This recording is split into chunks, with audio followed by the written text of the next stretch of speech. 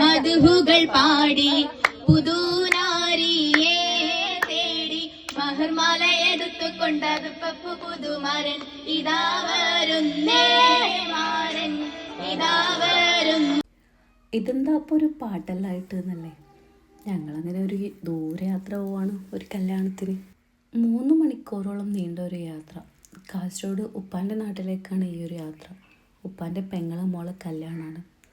ജനിച്ച് വളർന്ന് നാടെത്തും തോറും മനസ്സിലൊരു നൊസ്റ്റാൾജിയാണെന്ന് ആരോ പറയാറില്ലേ, അതുപോലെയാണ്. അവിടെ എത്തിയപ്പോൾ മാൽപ്പൊരിയൊക്കെ കണ്ടിട്ട് അതൊക്കെ വാങ്ങിത്തന്നു നമ്മൾ. ഇതൊക്കെ നമ്മളെ നൊസ്റ്റാൾജിക്ക് ഫുഡാണ് കേട്ടോ.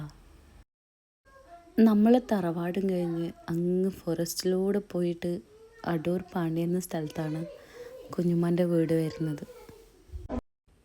അങ്ങനെ അവിടെ എത്തി പോയോ അവിടെ ഉപ്പാനും ഉമ്മാനും കണ്ട്. ഇതാണ് കേട്ടോ നമ്മളെ ഉപ്പാൻ്റെ ഉമ്മ. പുതിയ പെണ്ണിനെ ഓരോരാളെയും കണ്ട് പിന്നെ സ്റ്റേജൊക്കെ കണ്ട് അപ്പോഴേക്കും തന്നെ നിക്കാഹിൻ്റെ സമയമായിരുന്നു കേട്ടോ. 3 മണിക്കാണ് നിക്കാഹിന് വേണ്ടിയിട്ട് ഇറങ്ങുന്നുണ്ടായത്. ഇവിടുത്തെ ഒരു ചടങ്ങാണ്. നിക്കാഹിന് ഇറങ്ങുമ്പോഴേക്ക് പെണ്ണിൻ്റെ തലയിൽ തേങ്ങാപ്പാൽ കൊണ്ട് എല്ലാവരും ഒന്ന് തലയിൽ തേച്ച് കൊടുക്കൽ. ആൾക്കപ്പോഴേക്ക് സങ്കടമൊക്കെ വന്ന് തുടങ്ങിയിട്ടുണ്ടാവും. അങ്ങനെ ഉപ്പാനെ എല്ലാവരും കെട്ടിപ്പിടിച്ച് കുറേ നേരം കരഞ്ഞ് പിന്നെ നിക്കാഹിന് യാത്ര പറയലായി. അപ്പോൾ പിന്നെ നല്ലോണം കരച്ചിലായി. അങ്ങനെ ഓരൊക്കെ നിക്കാഹിന് പോയി. പിന്നെ നമ്മൾ രാത്രിക്കുള്ള റെഡി ആവലൊക്കെ.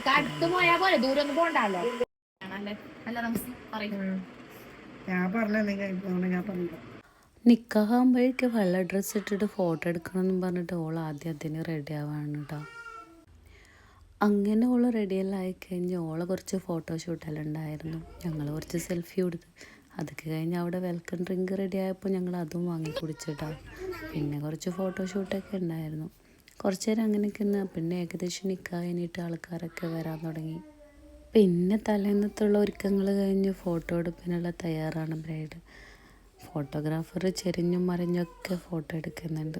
അങ്ങനെ കുറച്ച് നേരം ഞങ്ങൾ ഫോട്ടോ അസിസ്റ്റൻ്റായിട്ടൊക്കെ നിന്ന് പാട്ടും പിന്നെ ബ്രൈഡിൻ്റെ ഉപ്പാൻ്റെ വക ദഫ്മുട്ടും ഒക്കെ ഉണ്ടായിരുന്നു കേട്ടോ. അതൊക്കെ കഴിഞ്ഞിട്ട് പിന്നെ ഞങ്ങളുടെ വക ചെറിയൊരു കലാശക്കൊട്ടും ഉണ്ടായിരുന്നേ.